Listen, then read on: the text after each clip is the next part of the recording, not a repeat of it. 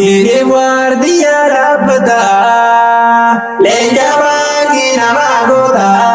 Daloni sirlalata Baba kenya ba ummata Dini guardia rabbata Jehami ba ummata Dini guardia rabbata Bismillah jenne jalqabne